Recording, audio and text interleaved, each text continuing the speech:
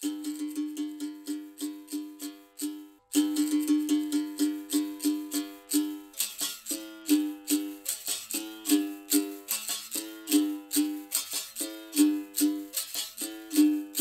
é arte, capoeira é cultura, capoeira é a arte das várias artes. A capoeira, na sua oralidade, promove o encontro de culturas, porque capoeira tem a cultura do encontro. Por isso, conversar é preciso. Olá, você que nos acompanha no Brasil, olá, tu que nos acompanhas em Portugal e toda a gente, todos os cantos do mundo. Se conversar é preciso, estamos de volta. No programa anterior, eu sei que você lembra, nós conversamos sobre música, o Planeta Música, com o convidado Ivan Lima. Bom, hoje vamos viajar um pouco no mundo da poesia. Aí eu faço a ponte, falei música, vou buscar Belchior.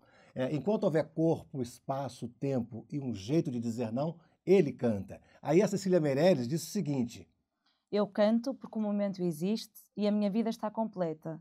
Não sou alegre, nem sou triste, sou poeta. E aí os conservadores vão dizer, uma coisa é poesia, outra coisa é letra de música. Eu diria, tudo é poesia, tudo é a capacidade de sensibilizar. E daí para a palavra é um salto, um pulo, um traço, um arrepio de corpo. Então por isso vamos conversar muito sobre a magia da poesia com Sara Brandão, já nos nossos estúdios. Seja bem-vinda ao Conversar é Preciso. Obrigada.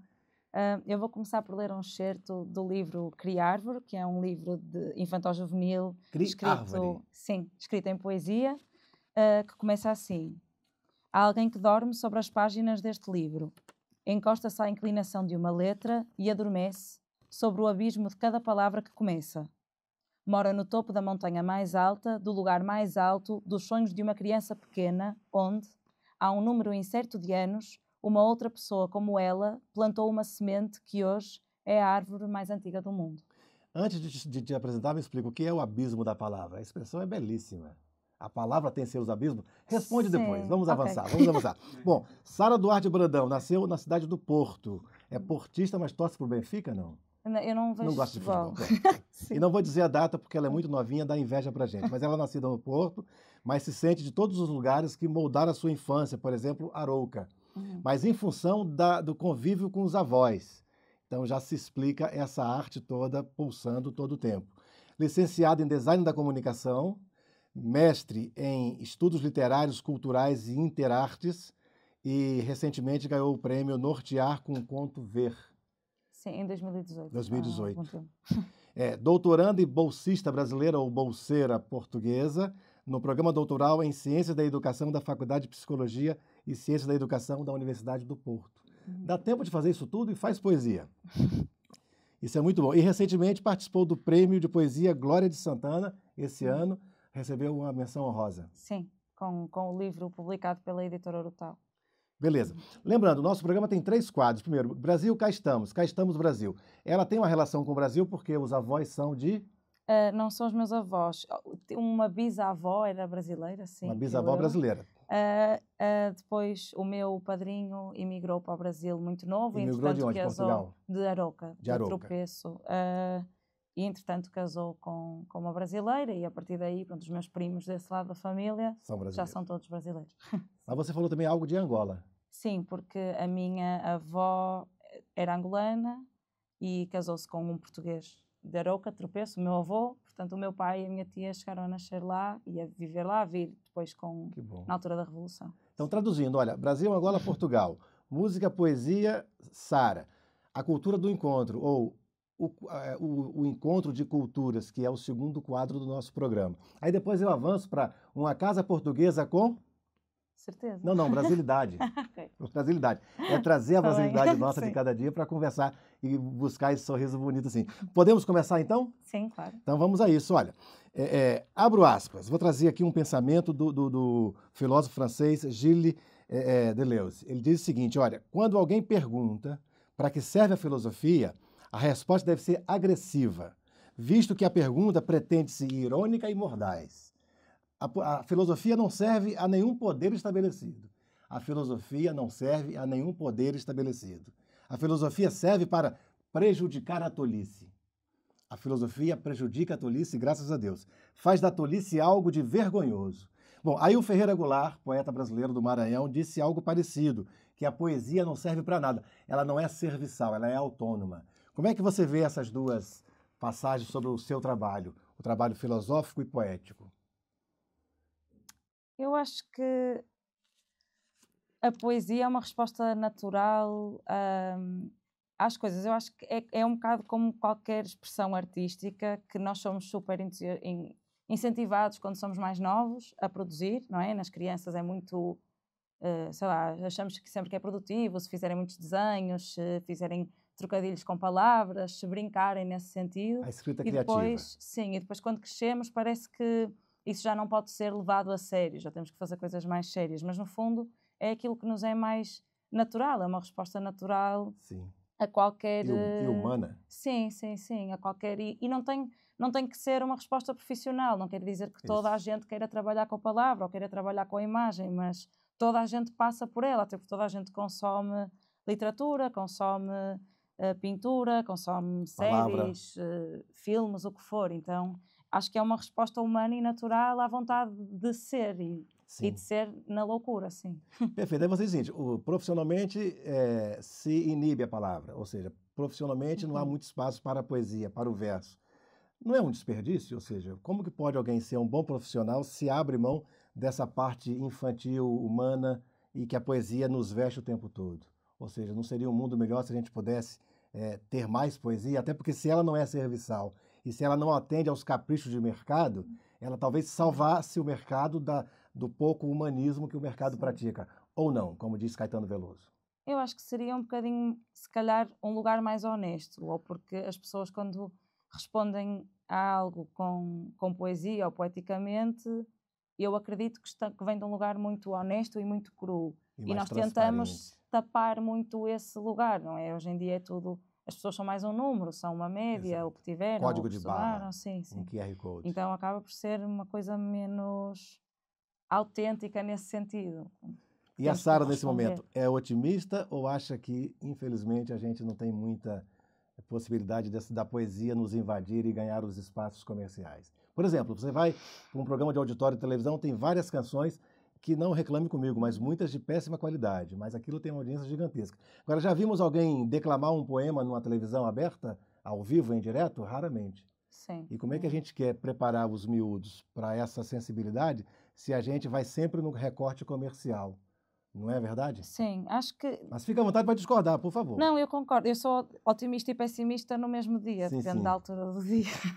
Se calhar acordo otimista e depois já não estou, porque vejo que as pessoas se calhar não se ligam, mas há a Maria Velho da Costa, que foi uma escritora portuguesa, que foi uma das autoras das Novas Cartas Portuguesas.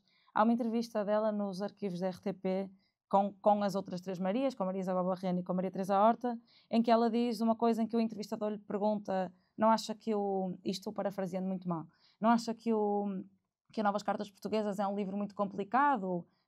E ela responde, mas não acha, ou seja, para o povo português, ela não acha que nós devíamos era o povo ter a oportunidade de ser educado para que nada fosse complicado. E eu acho que vivemos um bocadinho aí. Exato. Não há nada que seja de difícil acesso. O problema é que se construíram barreiras, nomeadamente entre a academia, a população, etc. E é aí que acho que aí eu sou um bocadinho mais pessimista. Ou seja, as pessoas não gostam de ler porque não são incentivadas ou não são incentivadas porque não gostam de ler? E aí, nesse impasse, você acaba não avançando. Bom, deixa eu avançar um pouco mais. Você diz que a palavra é o nosso navio de combate ao esquecimento. Lê com atenção os silêncios. Olha que coisa linda. Lê com atenção os silêncios que sobrevivem nos lábios. Isso é maravilhoso, é genial. Seria uma ponte com prejudicar a tolice do Deleuze? Por exemplo, a palavra, matéria fundamental da poesia, deve ser uma constante rebeldia? Sim, e também aí é uma ponte muito direta, não só com uma coisa que nós falávamos um bocadinho antes de começarmos aqui a gravar, que é aquilo que fica da oralidade, portanto das pessoas que não escreveram também, ou seja, eu tive avós que não me deixaram propriamente coisas escritas para eu ler. Aquilo que eu recordo deles e que tento trazer são coisas que me ficaram de ser ouvidas, e depois tem muito a ver com outros trabalhos que me interessam. Eu fiz a minha tese de mestrado sobre os lenços de amor em Portugal, que foram obras poéticas bordadas. Os Lenços de Amor em Portugal, maravilhoso. Sim, por mulheres do povo que eram analfabetas e que, de certa forma, tentaram trabalhar o texto, sendo que não dominavam o texto. E eu acho muito interessante poder ir resgatar isso. É a nossa única possibilidade de ir ao encontro àquilo que elas sentiram, não é? Se não tivessem ficado essas coisas, como ninguém quis escrever sobre elas, ou como não houve mais Nem nada a Sara ainda? Eu escrevi na sim, tese. sim. Mas na altura, ou seja, sim. eu escrevi, mas foram elas que me deram o que escrever, no fundo, porque eu só interpretei aquilo que elas deixaram. Então, nesse sentido de combate ao esquecimento. Agora, vamos fazer um pouco do visual, porque você falando dos avós, eu fico imaginando a linha, a agulha, a conversa, a cadeira de balanço. Conta um pouco, uma cena que você se lembre com a avó ou com o avô fazendo essa oralidade. Você é miúda lá pelos... Sim. Eu ia muito para as Calas de Baixo, na Beira Baixa, que é a terra dos meus avós maternos e da minha mãe, e lá faz muito, muito, muito calor, mesmo, não é assim, verões super Para o brasileiro quentes. saber, onde é que fica, que região de Portugal fica? Na Beira Baixa, portanto, interior e entre mais perto da Covilhã, da Guarda, ou seja, um bocadinho acima de Lisboa, abaixo, no meio, mais para o meio do país. E aí você miudinha, sentadinha ao chão, não?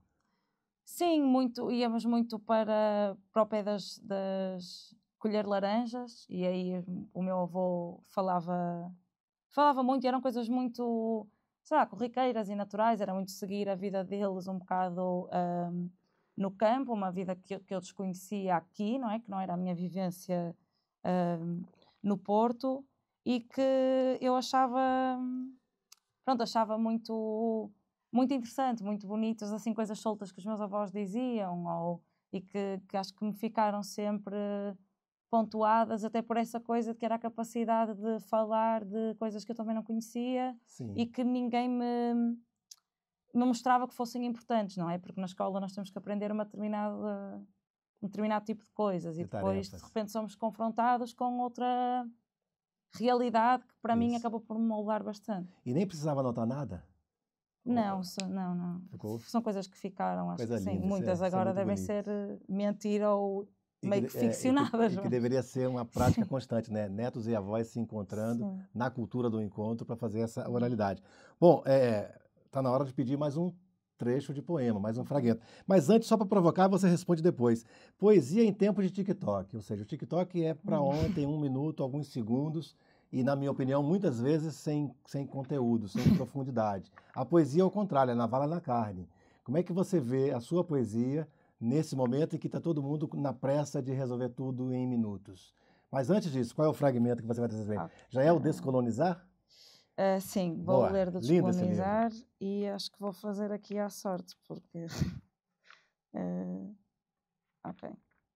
Acho que sei o que é que eu quero. Ao vivo é assim, ou seja, escolhe-se na hora... Ok. Travessia. Carta de um marinheiro à sua amada. A ti, minha amada, que torras o pão pela manhã nas brasas do lume de ontem. A ti, que acordas antes do dia começar para corrigir as bainhas aos miúdos que crescem ao tamanho da distância que nos separa. A ti, que temperas a dor e vais ao mercado, que bordas o tempo e atendes telefones por uma moeda mais gorda. A ti, que esperas sem choro à luz de um sol que se põe, enquanto as crianças brincam aos barcos na pouca água do banho. A ti, que secas as suas roupas num sopro. A ti que cantas o mundo por ver às vizinhas, sem remorso à guerra do trabalho por vir. A ti, que encantas os campos por cultivar, que apanhas batatas descalça e descascas laranjas com a doçura no olhar.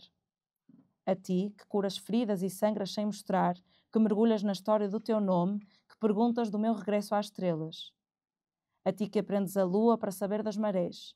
A ti que os adormeces sobre o teu colo de mulher, que desejas a revolução onírica das flores, que distingues formas no escuro. A ti que dormes embalada pelo peso deste meu navio no teu tronco, minha amada, que torras o pão pela manhã nas brasas do lume de ontem. Que coisa maravilhosa, genial. E quem é esse ti que borda o tempo? Primeiro, o que é bordar o tempo? A poesia é genial, a poesia é algo que não existe. Lamento quem não gosta de poesia, mas o que é bordar o tempo, rapidamente? Para mim, eu acho que bordar o tempo é construir no tempo algo que faça com que ele passe, não sei... O tempo cabe no buraco da agulha? Sim, de certa forma. Acho que bordar o tempo também tem muito esta carga de espera, não é? Porque estamos a fazer alguma coisa para que o tempo passe. Então é essa ideia de um tempo de espera, de um tempo quase que não aconteceu, mas que está a acontecer.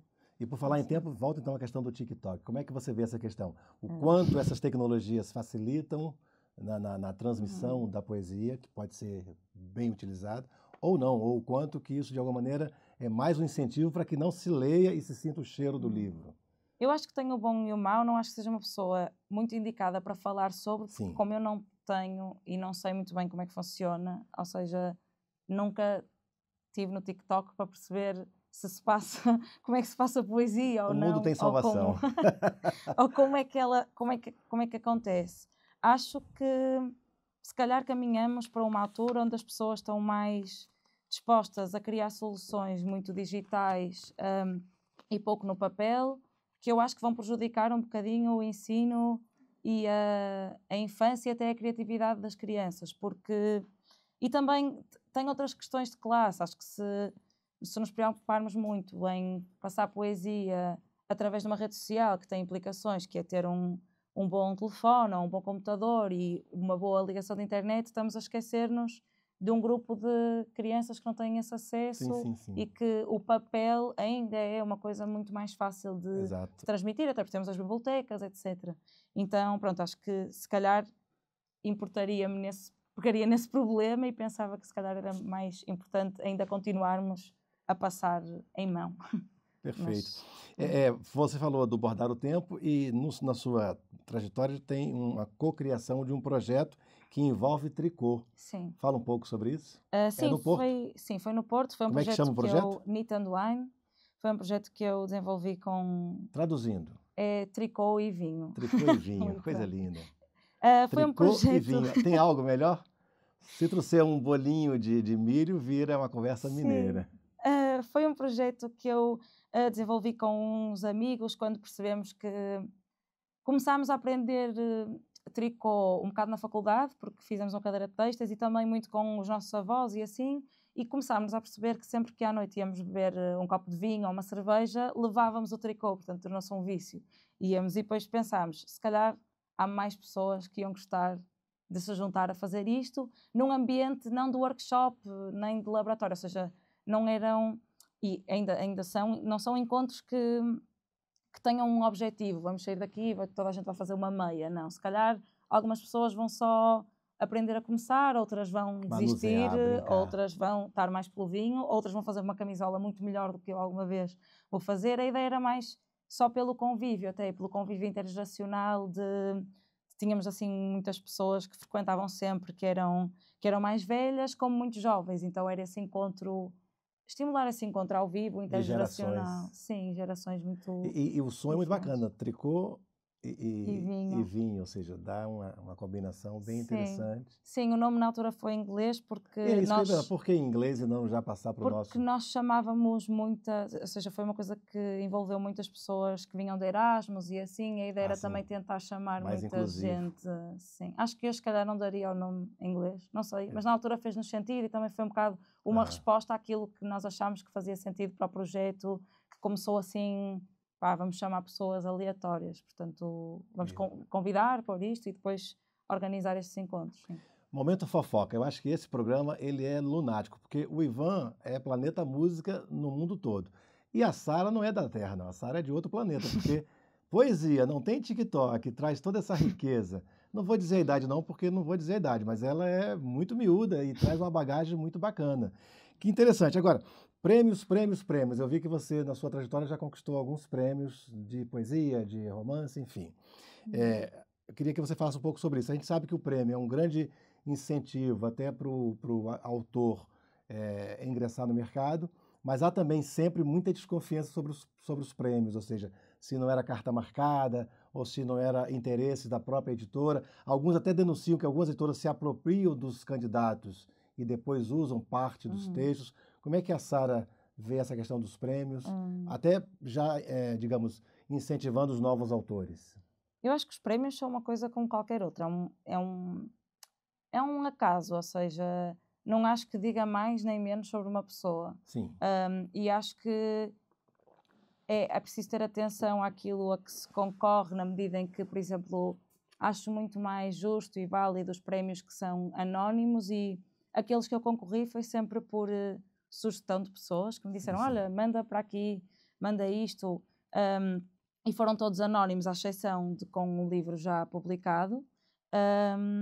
Ou seja, manda-se uma história que vai com um nome que não é o nosso, que vai com uma coisa que não é nossa, e acho que ajuda, de certa forma, só a dar um bocadinho uma autoestima que, no fundo, é falsa, porque o prémio é um acaso. Ou seja, naquele ano uma pessoa pode ganhar, que no ano a seguir, se calhar, já vinha outra pessoa que os júris iam gostar muito mais e iam ganhar. Ou seja, acho que é preciso levar com a leveza de tudo. É só vê-los, se calhar, um bocado como uma oportunidade, e depois, muitas vezes, porque eu sei que é aliciante precisamente por terem um valor monetário. Sim, que alguns permite... são 50 mil euros, por exemplo. Sim, esses ainda tem não. Um de uma marca de hipermercado que é 50 mil euros, 25 para o autor, 25 para o ilustrador. Pois, ainda... Uma fortuna, porque o autor que está começando, isso seria quase o valor da carreira e uma inteira. Vez que, mas acho que, pronto, como não há muitos apoios, isto entra toda outra conversa a nível de produção artística, é muito difícil, é tudo por candidaturas, prémios e assim, acho que é isso que acaba por levar, e que me acaba por levar também a querer concorrer a coisas, porque senão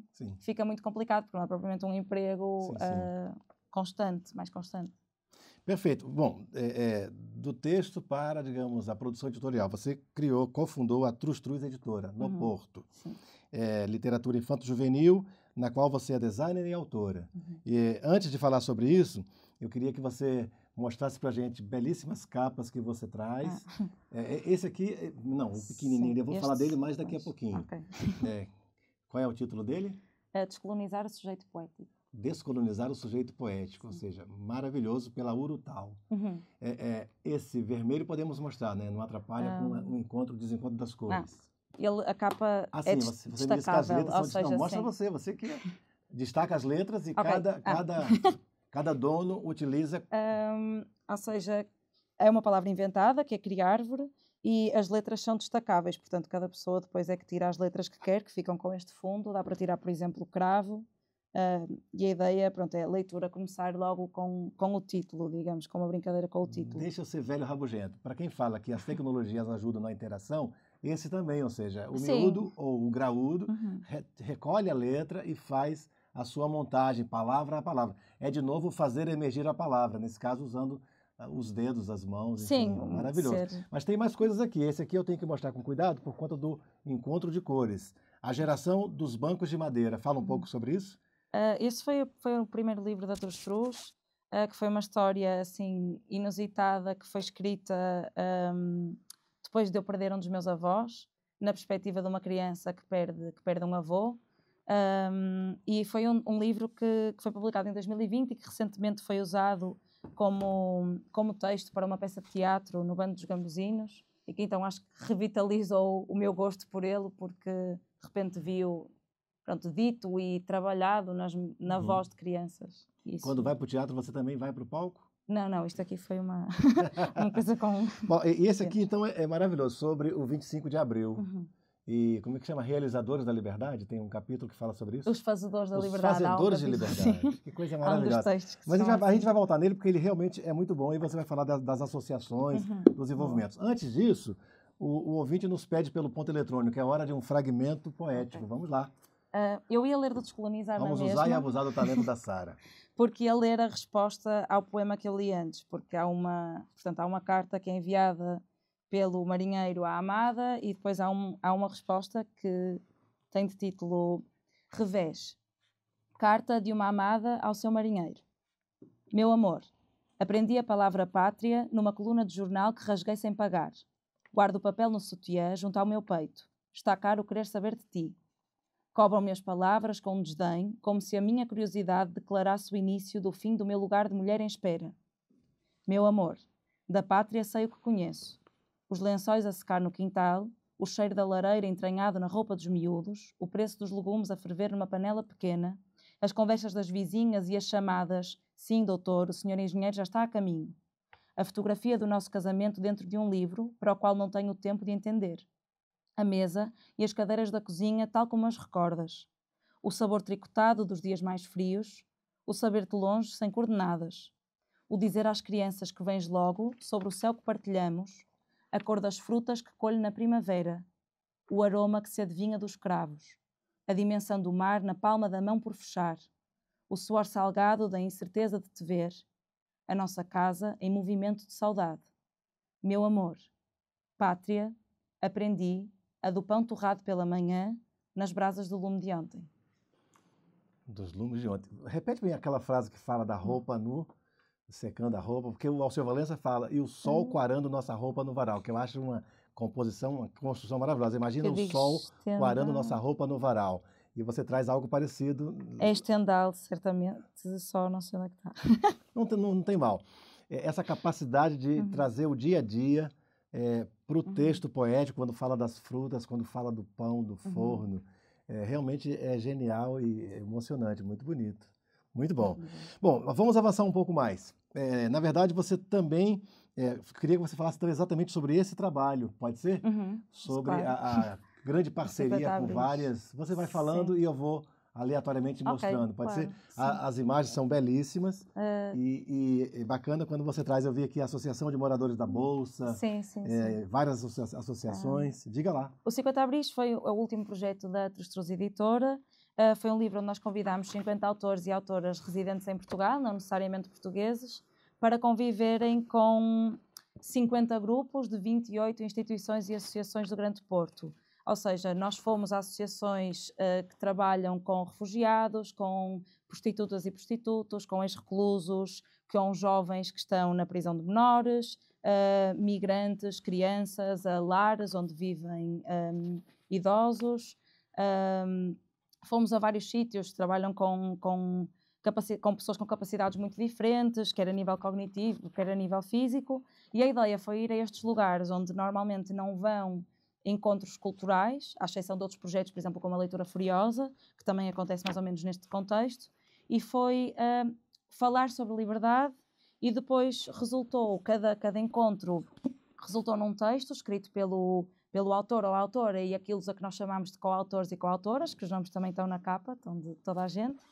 Depois cada texto foi ainda enviado por 50 artistas com alguma ligação a Portugal, acho que quase todos neste momento residem em Portugal, se não são daqui, que ilustraram o texto. Depois disso, o texto foi também ainda lido por quatro pessoas que se disponibilizaram para transformar este livro em audiobook, uma vez que também trabalhámos com muitas pessoas e visuais e até analfabetas, e o resultado foi essa obra muito grande. Com muita coisa. E esse resgate da caneta e papel de pão, essa coisa do manuscrito, fala um pouco sobre isso, que é um material belíssimo, ou seja, esse texto foi... É a oralidade em gráficos, em grafias, e Sim. A gente vê aqui os sujeitos participando, e realmente, e depois eu queria saber como é que as pessoas podem ter acesso a esse material para comprar, porque realmente é um material muito bonito. Sim, o livro está à venda no site da Trus, como todos, e em nós trabalhamos maioritariamente com livrarias independentes, portanto, encontrá-lo será em livrarias como a Flaneur, livrarias assim mais, ou seja, fora daquele círculo mais comercial. Basicamente, todos os textos, as pessoas tiveram liberdade para os trabalhar como queriam, e no caso desse texto, o autor, que é um artista queer, que é o Gonçalo Vieira, trabalhou com a Amplos, que é uma associação de apoio a mães e pais de pessoas LGBTQIA+, e todo o trabalho do encontro foi muito sobre a carta e sobre esta troca de genuína e à mão de uma realidade que se vive. E então o autor acabou por querer trabalhar 2 textos, um escrito à máquina, digamos, no computador, e outro à mão. E depois, pronto, o nosso trabalho enquanto designers na Trus foi englobar tudo aquilo que as pessoas quiseram trazer da melhor forma possível dentro daquilo, pronto, que era o nosso limite de design também. Sim. 2 questões. Como é que foi a reação das pessoas que participaram quando viram a obra pronta? E sobre as ilustrações, como é que isso foi esse processo? Ela foi feita depois do texto, a escolha? A ilustração foi feita depois, foi aleatoriamente. Nós enviámos os textos ou seja, nós convidámos ilustradores, artistas e dissemos que íamos enviar um texto à sorte e a pessoa, pronto, recebeu esse texto e ilustrou. Foi uma coisa... veio, você incluiu? Sim, ilustrou.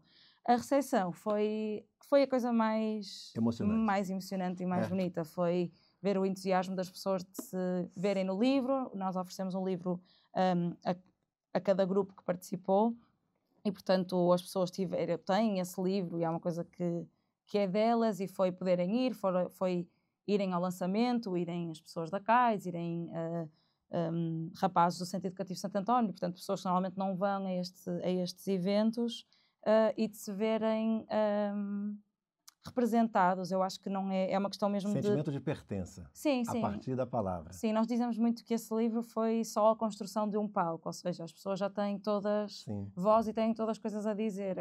O problema está nas oportunidades que são dadas. Então, o objetivo foi mesmo a construção de um grande palco sobre liberdade e as diferentes liberdades que existem. Eu diria que ele rejuvenesce o 25 de abril. Porque para os mais novos é história. A história às vezes dá a preguiça de você buscar. E não sei se as escolas trabalham muito bem de maneira dinâmica e atraente as histórias que a gente tem nossas nações. Aí quando você faz uma obra dessa, você está convidando essas novas gerações para que conheçam de uma maneira mais lúdica, dinâmica. Realmente é uma obra muito bonita. Sim, e há coisas que são históricas, ou seja, principalmente em lugares onde fomos falar com pessoas da terceira idade, elas recordavam muito a sua vivência no 25 de Abril, mas quando falamos com crianças, e crianças não portuguesas ainda para mais, por exemplo, a relação com liberdade é totalmente diferente e isso é muito reivindicativo também, mostrar que hoje temos que trabalhar para essas liberdades todas. Perfeito. Eu vi aqui que você fez algumas formações do ponto de vista técnico. Você é um pouco preconceituoso. Há o talento que você traz, totalmente vestido nele, um talento de berço, mas há também as limitações técnicas do tipo, escreva assim, escreva assado, comece por um ice break, não sei o quê. Como é que você vê o quanto a técnica ajuda o talento a aflorar ou há algum risco da técnica, digamos, engessar? Me entende? Meu brasileiro entende, né? Há algum risco da técnica engessar o talento tão natural do artista? Eu acho que diferencia um bocadinho as coisas, ou seja, há aquilo que eu faço e que eu sei que tem, por exemplo, um trabalho mais académico, eu sei que tenho que responder a algumas coisas que eu pessoalmente, a trabalhar sozinha, não faço tanto. Não gosto mas tanto. Tento sempre incluir coisas de outro género, por exemplo, nas epígrafes mesmo de trabalhos académicos, normalmente as minhas epígrafes são sempre poéticas, nunca são de uma... Porque eu acho que pode ser um diálogo, ou seja, acho que há sempre espaço para conhecer e depois encontrar esses diálogos, tanto que eu estudei em faculdades diferentes, estou à procura sempre de você fez Belas Artes e depois Letras e Psicologia. Não, Psicologia, Ciências da Educação, o programa doutoral. No agrupamento, Sim, que estou a desenvolver um projeto artístico, meio artístico, portanto, sempre ligado àquilo que fiz antes. Sim. Você venceu em 2023 o prêmio com o romance da sua obra Criárvore. Não. O Criárvore foi, em 2023, selecionado para o Plano Nacional de Leitura. Sim. Sim, o romance é outra. Sim. É outra Mas coisa. aí a pergunta era a seguinte: como é que você consegue sair da poesia para o romance, do poético para a prosa? É só virar a chave ou você se programa, pede lá as bênçãos para isso? Como é que funciona? Qual é o ritual da Sara? Vamos aprender. Muita gente me pergunta isso, mas eu não penso muito, ou seja, eu nunca pensei muito sobre isso, para ser sincera. Eu sempre escrevi mais em prosa do que em poesia, na verdade. É mais fácil, mas eu acho que a minha prosa é um bocado esquisita, se calhar, um cadáver esquisito. Um bocado... O quê? Esquisito? Sim, é um bocado, se calhar... Um bocado esquisito. Poética, não sei explicar. Então acho que é um bocado natural, às vezes tem a ver com a forma como eu acho que aquilo que eu quero dizer fica mais enquadrado, às vezes fica melhor em poema porque se aproxima a uma determinada coisa, às vezes acho que preciso de outro espaço, então pronto, tenho essa facilidade, essa vontade de escrever em prosa, mas não é uma coisa que seja super pensada ou ponderada, não tem assim uma... Mas dentro da sua prosa cabe a poesia, ou seja, você consegue brincar com isso. Eu tenho uma experiência bem gratificante, porque no tempo de jornalismo, eu também queria às vezes trazer um pouco mais desse olhar poético, e me lembro fomos entrevistar um artista chamado Gilvier Gil, e ele abria o concerto show cantando Caetano Veloso e Djavan. E eu fiz a abertura, o lead, dizendo o seguinte: Gil prefere caetanear. E, para surpresa minha, os editores acharam que era um absurdo, ninguém vai perceber isso lá no Brasil. Mas aí alguém veio em defesa e falou: não, mas isso está muito bom, porque Gil lembra o Gilberto Gil, e o caetanear, que é uma música do Djavan. Então, assim, quando saiu claro, eu era começo de carreira, então para mim foi assim um grande prêmio ver que aquele título, que não era minha tarefa, acabou saindo. Deixemos de coisa, vamos seguir um pouco mais, porque o importante é ouvir a Sara. Eu queria muito falar sobre o descolonizar. Já mostramos para a tela, não? Descolonizar o sujeito poético. Primeiro, quem é o sujeito poético? Traduz para a gente essa persona. E por que o descolonizar? Porque quando fala descolonizar, remete também a alguns traumas nossos com relação a Portugal, com todo respeito, mas tem, assim, algumas questões para se conversar ainda. Conversar é preciso. O que é que você diria? Explica um pouco mais. Como é que surgiu esse título tão criativo, tão bonito? Provocativo também. Sim, eu vou responder só com uma... Pronto, o título surgiu porque há um evento no Porto que são as Quintas de Leitura, onde acontecem muitas... Portanto, o João Gesto organiza, convida várias pessoas, vários atores a lerem poesia, tem música, tem outras artes que se cruzam, e eu costumo ir sempre com... E onde que é fisicamente? É no Teatro Campo Alegre. Teatro de Campo Alegre, uma vez no por Planetário, mês. Por ali. Sim, sim. Perfeito. Todas as? É uma vez por mês, uma quinta do mês, e tem sempre um tema, que o tema é um verso. E podemos ir todos para lá para assistir? Sim, normalmente. O difícil é que aquilo esgota sempre logo, mas é uma coisa assim muito Então baratinha. E está sempre fica aí o muito convite cheia. para a gente invadir o espaço poético e aprender. Sim, e há muitos anos que acontece. Eu costumo ir com uma amiga minha, que por acaso também escreve poesia, que é a Daniela Frias Guerra, e houve uma vez que nós fomos, e eu já não me lembro de todo de que poema é que eu estava a ouvir, do que é que estávamos a ouvir, mas foi alguém que estava a falar de uma conversa qualquer sobre esta ideia de quem é que cabe no poema, quem é que pode escrever poesia, ou que é essa figura do poeta ou da poeta, e há muitas discussões das palavras, e eu lembro-me que escrevi isto, que foi descolonizar o sujeito poético apenas quando todo o sujeito couber no poema, que é o final do livro. E foi na altura uma coisa muito despretensiosa, e pensada nesta ideia de que falamos muito em descolonizar antes que... Ou descolonizar no sentido mesmo de libertar, de dar lugar a ideia da liberdade. Sendo que o lugar já existe, não é? Mas disponibilizar esse lugar sem antes percebermos que há muita gente que ainda está fora do meio editorial, que ainda é um lugar... que este ainda é um lugar injusto, que ainda é um lugar... onde nos temos que, às vezes, ir pelas cotas para determinadas pessoas irem a determinados lugares, etc. Mas foi uma coisa assim um bocado despretensiosa, e eu pus como título, meio também como brincadeira, não é? Porque toda a gente é um sujeito poético, toda a gente pode ser um sujeito poético. Deve ser. E voltamos à conversa do início, em crianças somos sempre sujeitos poéticos. E depois, pronto, eu quando juntei isto, era uma coleção de vários poemas que eu tinha já feitos, outros refiz, comecei a juntar pela primeira vez em brincadeira num livro e dei este título meio que por... Também o livro é dedicado aos meus avós, e é dedicado aos meus avós que têm várias origens. Tenho os avós portugueses, da Beira Baixa, e depois tenho um avô de tropeço com algumas origens brasileiras e uma avó angolana também com outras origens. E escrevi um bocado despretensioso, e na altura, quando concorri à chamada para Portugal da Urutau, fiquei com muita dúvida do título, se devia ter mandado, se faria sentido eu ter este título. Por que a dúvida? Uma certa insegurança? Sim, porque também, ou seja, acho que o título é maravilhoso. Eu fiz de um lugar de questionamento e das pessoas levarem isto com questionamento. Sim. Que pode ser, claro, pronto, que a ideia é que seja, de certa forma, disruptivo, mas também que vem de um lugar muito honesto e daquelas que são as minhas origens também.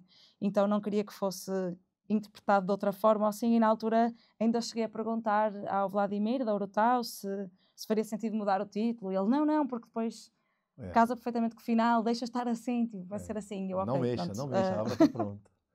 Vou deixar ir. Tem uma passagem belíssima que você fala o seguinte, que é um frágil desencontro entre corpo e palavra. Traduz isso pra gente? A poesia provoca o desencontro para o poeta se encontrar consigo mesmo. Aí eu lembrei do Cartola, um compositor brasileiro, conhece? Sim. Pedreiro, negro, pobre, foi preso por ser sambista, e ele tem uma obra maravilhosa, ele tem uma canção que chama Preciso Me Encontrar. Vou sair, só vou voltar quando eu me encontrar. E o quando não tem prazo, é quando for possível. E aí me lembrei dele quando você traz isso. Um frágil desencontro entre corpo e palavra. Vai lá, traduz pra gente. Eu acho que já ficou com a resposta aí, que é essa ideia do poema é um lugar de desencontro para as pessoas se encontrarem. Eu acho que é porque é um lugar de experiência e disponibilidade. Então é essa ideia de que nós estamos muito associados ao nosso corpo e aquilo que é a nossa... Ou seja, quem nos vê, quem se confronta connosco é esta pessoa que conhece, não é? Aquilo que está mais associado àquilo que é o óbvio, que é o imediato. E a palavra depois permite-nos ser tantas outras coisas, não é? Porque quando alguém me conhece ou me vê, conhece uma parte de mim que é aquilo que é o óbvio e o imediato, mas depois há a possibilidade de nós nos podermos reescrever e trabalhar-nos através da cabeça, das palavras, de tantas outras coisas. A palavra aqui acho que serve como instrumento, qualquer outra ferramenta que nos permite ser além disto que é o corpo físico e também aquilo que deixamos, de certa forma, também pode ser como a memória que fica. Então era nesse sentido que eu... É nesse sentido que eu digo isso, é ser esse... Veja que eu citei várias vezes Belchior, Cartola e tal. Quando que a música vai vestir isso tudo? Ou seja, quando a música chegar na Sara, ou quando a Sara chegar na canção, aí o palco vai estar pegando fogo. Né? É um encontro natural, ou seja, seu trabalho é muito musical. Sim, mas acho que tem a ver com as minhas origens. Eu estudei numa escola musical, estudei nos bandos gamosinos desde pequenina, sempre estive no coro e nas gravações todas Então traz essa musicalidade também. Sim, você conhece uma canção do Gonzaguinha chamada Redescobrir? Não. Como se for a brincadeira de roda. O suor do corpo no trabalho das mãos. Gravado por Elis Regina. Então, realmente traduz bem o seu trabalho. Bom, já caminhando para a dispersão, infelizmente, ou seja, há um tempo para tudo, mas eu queria, de alguma maneira, trazer a Adélia Prado, brasileira, conhece? E ela escreve uma coisa que eu acho genial também. Às vezes, às vezes, Deus me tira a poesia. Olho pedra e vejo pedra mesmo. Eu fico arrepiado.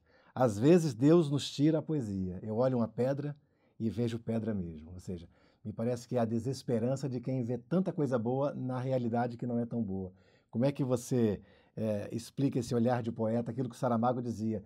O nosso papel é descobrir o que está encoberto, mas todos podemos ter esse olhar de descoberta. Não é um privilégio só dos artistas, é todo humano. Não, é de toda a gente. Você falou muito bem das crianças e da poesia na infância. Então, como é que você vê essa... olhar a pedra e ver coisas felizes, ou seja... Sim, eu acho que a poesia tem as duas capacidades, como qualquer pensamento. A poesia aqui eu estou sempre a usar no sentido desta capacidade de nós experimentarmos além daquilo que somos, e acho que existe sempre essa capacidade de olhar para a pedra e dela se tornar algo magnífico, pode ser outra coisa, ou da pedra só por ser pedra, ser magnífica, ou da pedra também ser um instrumento para nós, através dela, acusarmos algumas coisas que estão a acontecer de errado. Ou assim, acho que a poesia... A poesia como denúncia.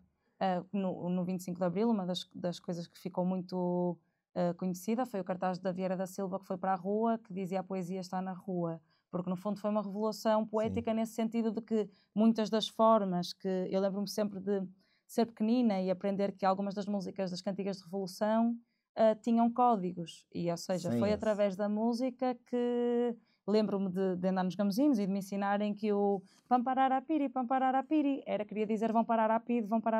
Ou seja, tudo através da música, através desta capacidade de transformar as palavras, também denunciar coisas que estão erradas. Portanto, acho que tenho as duas possibilidades e ainda bem que tenho. Então, nesse olhar da pedra, eu vou fechar a minha parte com o Drummond. No meio do caminho tinha uma pedra, só sei que tinha uma pedra no meio do caminho. Você pode remover, você pode ultrapassar, você pode tropeçar. Então, considerações finais, eu já agradeço muito a chance de conversar com você e de perceber essa poesia tão vibrante assim, uma pessoa tão jovem, tão dinâmica. Foi um grande prazer estar aqui com você. Então, considerações finais e a gente volta depois no próximo episódio do Conversar é Preciso. Diga lá. Queria só agradecer o convite e se calhar acho que eu não sou muito boa em improvisar, portanto acho que vou ler um poema pequenino. Assim, olha, abri nesta página. Modéstia à parte, ela é maravilhosa. Não, assim, pronto, vai ser aquele que abri porque, pronto, abriu assim e é muito pequenino. Chama-se Marmoto e diz: do amor e da guerra, diz apenas o que resta das cinzas. Também o mar apaga a delicada pegada que deixaste na areia. Obrigada.